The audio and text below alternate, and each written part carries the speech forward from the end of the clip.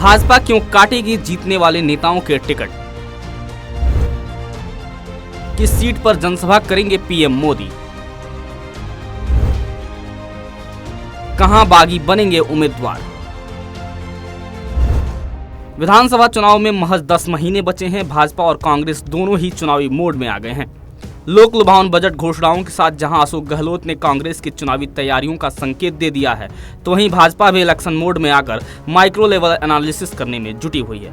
Bhajpa perfect election plan के लिए राजस्थान में हुए पिछले 3 चुनावों 2008, 2013 और 2018 के नतीजों का एनालिसिस करा रही है। उन तमाम बिंदुओं पर एनालिसिस कर भाजपा रणनीति बनाने में जुटी हुई है कि कौन सी वह सीटें हैं जहां भाजपा एक चुनाव हारी है, कौन सी सीटें हैं जहां पिछले तीनों चुनाव में पार्टी को हार का सामना करना पड़ा है, हार की वजह क्या रही है। इन सवालों के जवाब पर डिटेल में एनालिसिस किया जा रहा है।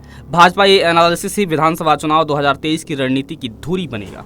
इसके लिए प्रदेश मुख्यालय ने 2 सीनियर नेताओं, पूर्व मंत्री और अजमेर विधायक वासुदेव देवनानी और प्रदेश उपाध्यक्ष व रानीवाड़ा विधायक नारायण सिंह देवल को जिम्मेदारी दी है। भाजपा ने 200 सीटों को कई कैटेगरी में बांटा है। हर कैटेगरी की जीत के लिए अलग रणनीति तय की जा रही है। मसलन बहुत कमजोर सीटें जहां पिछले तीनों चुनाव में भाजपा हारी, वहां पर केंद्रीय नेताओं सहित प्रदेश प्रभारियों का दौरा करवाने की तैयारी हो रही है।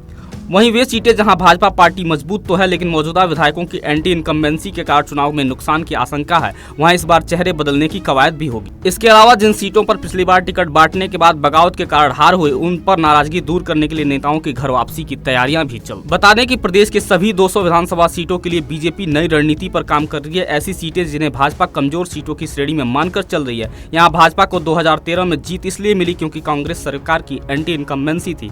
यहाँ भाजपा का कैडर कमजोर है। बूथ कमेटियों और पन्ना प्रमुख तैनाती के साथ भाजपा की रणनीति इस बार इन सीटों पर ऐसी होगी कि यहां कांग्रेस सरकार के विरोध में माहौल बनाया जाए। यहां जातिगत आधार पर बड़े नेताओं की चुनावी रैलियों की तैयारी भी रहेगी।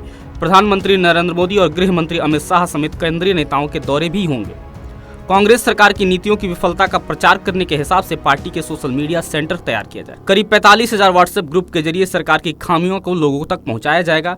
पार्टी मुख्यालय में अलग से व्हाट्सएप वार रूम भी बनाया गया है। हार से बचने के लिए बीजेपी 2008 में हार के बाद 2013 और 2018 में लगातार इन सीटों पर चुनाव में जीता है। इसलिए यहाँ भाजपा थोड़ी राहत में है, लेकिन इन सीटों में से कहीं कोई समीकरण बिगड़ने से हार न हो जाए, इसके लिए पार्टी अलग रणनीति बना रही है। ऐसी सीटों पर बीजेपी की कोशिश रहेगी कि मौजूदा विधायक की अगर जनता में एंटी इनकम्बेंसी नहीं है तो टिकट दिया जाए, अन्यथा टिकट में बदलाव कर नए चेहरे को उतारा जाए। पिछले चुनावों में जिन सीटों पर बगावत हुई और जिन नेताओं के कारण पार्टी हारी, उनको बाहर का रास्ता दिखा दिया गया था। दिल्ली में पिछले माह हुई राष्ट्रीय कार्य समिति की बैठक में पीएम मोदी ने पार्टी के खिलाफ चुनाव लड़ने वालों को पार्टी से फिर से जोड़ने को कहा है। ऐसे में इस बार चुनाव से पहले बागियों को पार्टी में वापस लेने की कवायद भी तेजी से चल रही है। इसके लिए पार्टी ने पिछले दिनों प्रदेश स्तरीय कमेटी भी गठित की है। अब यह कमेटी पार्टी के संगठन के हिसाब से 44 जिलों में ऐसे नेताओं की जानकारी मांग रही है जो पिछले चुनाव में पार्टी छोड़कर चले गए या बाहर निकाल दिए गए। इनकी वापसी जल्द ही शुरू होने की संभावना है।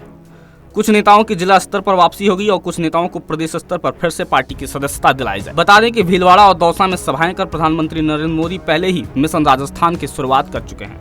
आने वाले दिनों में उनकी गंगानगर, हनुमानगढ़, झुंझुनू, सीकर और जयपुर समेत कई जगह बड़ी सभाएं हो सकती। और भी दिलचस्प वीडियो के लिए बने रहिए सच बे धड़क के साथ।